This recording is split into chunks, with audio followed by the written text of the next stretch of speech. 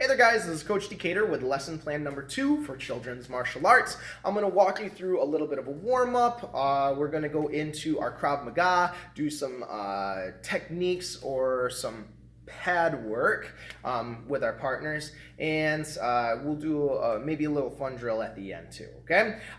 So lots of little different pieces. This is going to be very similar to class as best as we can. This is going to be a little bit different than what the other link said online. I just want to add to it. I want to give you as much, as close as we can to the class experience as possible. So that's a great opportunity to have one thing, but this is a supplement to that, basically like a bonus class too. Okay, so let's start off with our class. Let's jump right into a warm-up. We're going to skip our student creed. We're going to jump right into the warm-up. I want you to follow along as best as you can. I'm going to talk about a little bit of technique, pause it wherever you want, and then practice it a little bit more. I'm going to give you some different opportunities and walk you through it as well. So first things first, we're going to do a little bit of shadow work in our striking stance. We're going to do a lead kick, 360 rear kick. All right, so with our lead kick, we're taking our rear leg, pivoting our heel to the front. So remember, our heel always has to face our target. So I turn that heel inwards. Now this gives me good proper balance to do my lead kick. Now, with the rear kick, I'm going to give you that little cheat again. If this is your first time doing class, this really helps out. We take our lead leg and point our toes away. Whatever direction I want to kick in, I'm going to take my toes and point it in that direction or away from the kicking foot. So my lead leg points away, and now rear leg goes all the way over, and we spin. All right, so that should be pretty easy for you. We take the rear leg, point the heel inwards, almost like I'm going to do a little plie. All right, so I take my rear leg, bring it in, lead kick, and then 360 rear kick. Practice that as much as you want, okay? Do it maybe about 30 seconds to maybe a minute. Then we're gonna jump right into burpees. I want you to follow along with me. This is where we take our hands, put them on the ground, get them into a push-up position, and then we bring them back up and stand up. That's technically a burpee. I want you to go level 2 here. I want you to jump at the end just to make sure we stand all the way up and stretch ourselves out. So it'll look like this. Burpee, burpee. All right, so I'm gonna go through these with you guys. So let's do 20 right now. All right, so I'm gonna even do it sideways just so you get a different angle. Ready, get set, and go. 1, 2, 3, 4, 5, 6, 7, 8, 9, 10, 11, 12, 13, 14, 15, 16, 17, 18, 19, and 20. All right, guys. So now we're going to jump right into our next shadow work technique. We're going to go into a lead kick, cross hook cross. So same thing as we did before. We're going to get into our striking stance. Take this back leg, bring our heel forward for our lead kick. Boom. Now we're going to do a rear kick, a cross hook cross. So it looks like this. Cross, hook, cross. Lead kick, cross, hook, cross. Lead kick, cross, hook, cross. What I'm looking for the cross hook cross is that our hands are right by our cheeks at all times. When one leaves, the other one stays behind. So we worked on the lead kick, cross, going straight out from a rear side, turning that thumb down, raising that shoulder next to our jaw. With the hook nice and level, I'd like to see that your arm is as high as your own chin, keeping the L shape here, 90-degree angle, and we're using our shoulder, hip, and heel to turn all the way over into our technique. Does that make sense, guys? Lead kick, cross, hook, cross. I want you to do shadow work around your room, whatever space you have, without hitting anything. So you do have to use a little bit of control. And that means to be in charge of our actions. You got it. So lead kick, cross hook, cross, anywhere you want.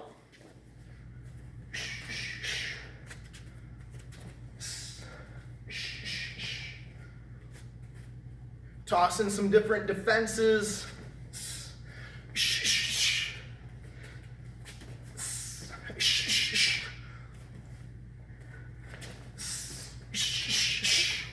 Whatever you'd like. If you'd like to pause it now, work on that a little bit, you may. But now we're going to move into a little bit more of a stretch for our legs. We're going to do some squat side kicks. So from here you can put your hands on your hips, whichever you prefer. We're going to squat all the way down, come back up, and kick to the side. Pretty simple. One thing you can do is after you squat, bring your knee up all the way to the side and kick all the way out. It does help out quite a bit. Squat, bring my knee across my body, and then kick out. Squat, side kick. Squat, chamber, side kick. Squat, side kick. Does that make sense, guys? Keep doing that, just a few more reps. I'm gonna scooch on into things as well. Next up, I'm gonna get you working into our 360 blocks and also our elbows 1 through 7. So 360 blocking right here, we're basically going to make a circle with our arms. We're gonna block up top, diagonally, side, bottom, diagonally, and very bottom. So if you see this in class, normally I do it just as high block, inside, outside, and low.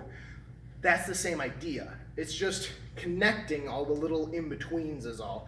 If you make your arm into like a little circle here, I did a high block, diagonal, outside. I even did a full low block.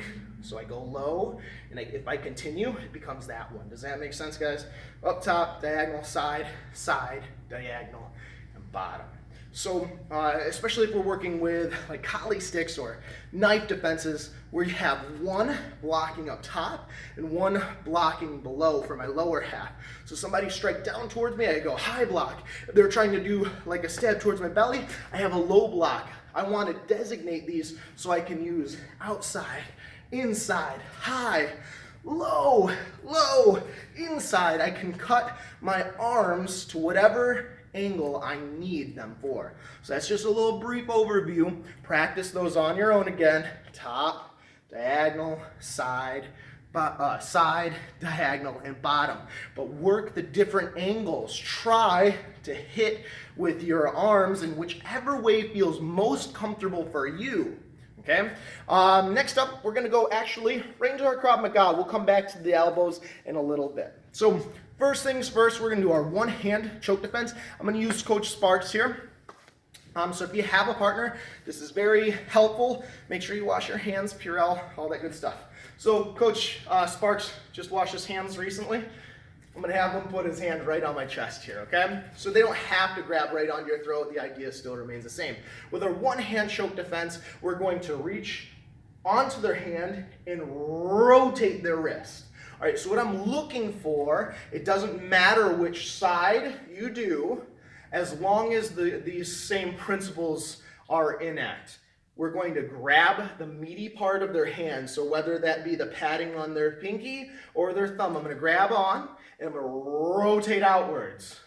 That's the first level. Okay, so beginners, more of white belts, that's what I'm looking to see is this reaction. So he's actually going to put his hands down, and then whenever he puts his hand up here, I'm going to try and peel it away as fast as I can. It's just a reaction. So maybe even if you're working with a family member or a friend, when they put their hand on you, you're going to instantly reach and peel. It's almost like taking off a seat belt or something like that, okay? So he grabs on, I'm gonna close my eyes. As soon as that happens, I'm just gonna peel his hand, but I gotta be very careful. It doesn't matter which direction I do, but I'm not going to try and rip his arm off. Okay, level 2, this is gonna be a little bit more detail. As he grabs on to me, I'm gonna be a little bit more particular. My fingers, depends on which side he goes. I'm going to take my fingers and grab the padding of his either thumb or his pinky. Currently, I did the inside hand. So this one is on the inside of him. This is technically the outside of him, okay? The inside hand, I'm grabbing his pinky with my 4 fingers, but my thumb is going to control his joint on his thumb.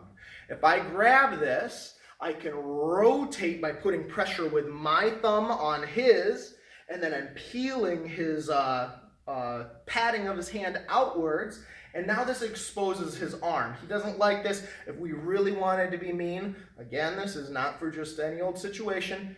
This is for somebody trying to kidnap you here. We can even strike down towards that elbow and have a little bit more control. Or we can hold on to it and hurt them that way, okay? That is an option, okay? So that's going outwards. Now we're gonna go, I'm sorry, that was the inside. Now we're gonna do the outside. So same side as him. As he grabs on here, this is outside here, I'm gonna grab my 4 fingers onto the meaty part of his thumb. Not his actual thumb. This is not a video game here. I'm going to grab onto the padding of his thumb. Now, with my thumb still able to move, not wrapped around his, I'm gonna take my thumb and put it right on his pinky joint here. Now I have a little bit more control to twist his hand in an awkward manner, and if I drive backwards, forward towards him, I can even take him down, especially if I get like a Kimura grip, go underneath and drive. I can toss him, okay? So that's something that you can practice with your family.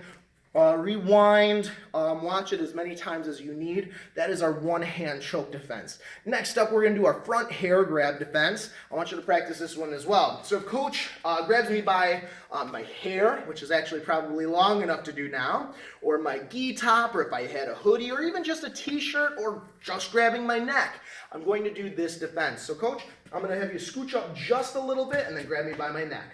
If he grabs me by my neck, the 3 things I'm going to do is I'm going to base and frame, I'm going to strike while I look up and close the distance. So as he grabs me, actually, do you mind doing it with the other hand there, coach? Thank you very much. As he grabs me, doesn't matter which leg it is, but whatever one lands in front, I want to make sure that same side posts and creates a good base and frame. I'm going to lift my arm up so I can know where he is, because if my head is down here and he's pulling me by it, I don't know where he is exactly. I could be swinging for anything. So if I can put my hand up, I know where he is, I know where my strikes need to land. Also, as he grabs onto me, I can even start trying to remove his arm, almost like a duck under here. So as he grabs onto me, base and frame, I'm going to do ridge hand strikes. Take our thumb underneath the palm of our hand. I'm going to keep a bend in my elbow, and I'm going to strike with the mouth of my hand if I had a little sock puppet. Okay? Now, as I strike towards him, I don't want to keep my head down while he's pulling me. I need to be able to get my head over my hips. So as I move forward, my head moves up as well. So I can defend myself even more properly. I can push him away and use the other defenses that we know. All right, guys. Again, rewind that as many times as you need and work on that. To give you a little bit of a different drill here, I'm going to use a chair. So this is a more technical drill here. Do this to wherever your flexibility is. I'm going to do level 1 just for, I'm a shorter guy myself. So when I was growing up, this probably would have been my height. I'm going to kick just over the front of the chair. That's level 1. Level 2, I'm going to spin this around, and I'm going to kick over the top. So this is, again, working on flexibility, accuracy, making sure you can control your body in all manners. I'm going to kick over the top, swing it all the way through without kicking the chair. This makes you very accountable so you don't get tired or lazy. This really shows you really good kicks. Another thing that you can do is put 2 of them together or away from away from each other technically. Wrap them up and you can kick over a belt if you feel more comfortable with that. And also while it's there, you can even limbo underneath it. So that's just an added fun idea if you want to add that in there. So my last couple pieces here that I'm going to add in, the 360 defense drill. Huge, huge piece here, guys. I'm trying to do a lot of things at once in this one video, but I want to make sure you're as prepared as possible because I want to make sure you have as much time with this material, especially if we can go back and revisit it. Wonderful. We're gonna do the 360 defense drill, but with punches. So you guys have the high block, inside, outside, low. Whichever one we do, we're gonna stick to outside block. We're going to go outside, and I want you to step as we strike. So this is more like karate style, but it's the same idea of what I was working on counter strikes with you guys, but this one's just going to be blocks. You are going to block and strike. Block and strike. So notice how this is my right, guys. I'm going to step my right foot to the right. I'm going to punch with my left. So if you do that triangle drill that we were doing in class, but with punches, this really helps. I want you to focus your mind on your feet for the first portion. Stepping in a little triangle, outwards and back. Okay, level 2 is now I want you to punch with it with the opposite hand. So if my right foot comes out, my left hand punches. If I go to my left side, my right hand punches. This does get confusing for some. I just want you to practice this as much as you can, because now we're going to add in block and punch. Block and punch. Block and punch. That's 3 different steps here, but the idea is still the same, guys. Or you can add in the slip and punch. Slip and punch. I'm just taking it to a new place where you guys can practice this on your own as much as you want.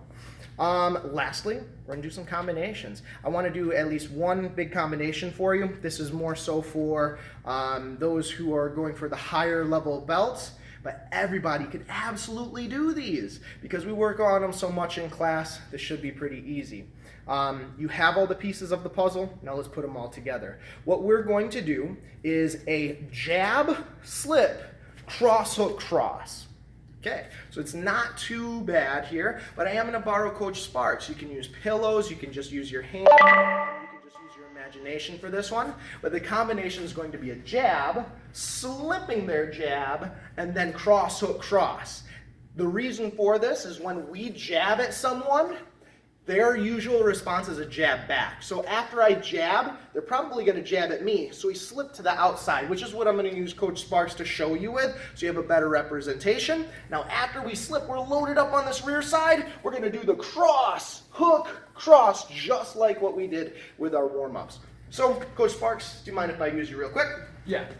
All right, I'm going to scoot you actually all the way out here so we make sure we're both in frame. I'm going to jab at, I'm going to hold the pads for you. Okay. Sorry about that. No problem. So I'm going to hold the pads for him just so also parents, if you are holding pads for your students, I want to make sure you guys know exactly what we're doing here, okay? So if my student has their left foot forward, this is more of the orthodox stance, the normal, regular right-handed stance that we normally do, okay? His left hand is going to be in the lead. That is going to be his jab. All right, so I want him to do that first. I'm going to use my left hand if he's punching with his left hand. I'm going to hold it straight up for him so he does his jab. That's our first step. Ready, jab, jab, jab. Notice how my hands are always by my hips here, guys. This is a good chance for you guys to get some bonding time, some experience with holding pads too. Hands are down until I want him to punch, or else he'd just punch me right in the face. All right, so I'm going to keep my hands down. I'm going to hold it up, and then he does his jab. Next, pad holder. This is your responsibility to be nice and easy here. We're going to use some control. We're going to punch at our student here. After he does his jab, I'm going to respond back with a jab of my own. He moves his head towards the outside of my body. Outside of my arm, so my body is clear for him to strike if he wishes. But he goes to the inside, I have another hand to hit him with. I want him to go to the safe side. So jab and then slip. Now that's portion number 1. If you want to combine them all together, that's perfectly fine. Go right ahead, but I am going to do jab, slip, and then cross across, and then put them all together. So jab, slip, do that maybe 10 times. Now we're going to do cross, hook, cross. His rear side is going to go straight out for the cross. His lead hand is going to go around. That's the hook, and then across again. So jab, slip. And next one is the cross across, and you can do that as many times as you want, and then we put it all together. So he's going to do a jab, slip, cross, across. Jab, slip, cross, cross. Again, jab, slip, cross, across. Jab, slip, cross, cross. We're going to give you another angle as well. I'm going to switch spots with Coach Sparks here. We're going to do a jab, slip, cross, hook, cross. Again, I'm looking for you guys using good rotation in your whole body, shoulders, hips, feet. I want it all moving at the same time. Hands up right by your cheeks. When one leaves, it comes right back, guys. That is going to be your last little bit of technique for the day. So you guys enjoy yourselves. Have a great day. Thank you for watching. Please remember to tag us on our Facebook page so you guys get entered to win the different prizes there. We got gift cards, ice cream party, private lessons, that sort of thing. So thank you for being engaged and really actively taking the right steps to learning, guys. I appreciate you. You take care, stay safe, and we'll see you soon.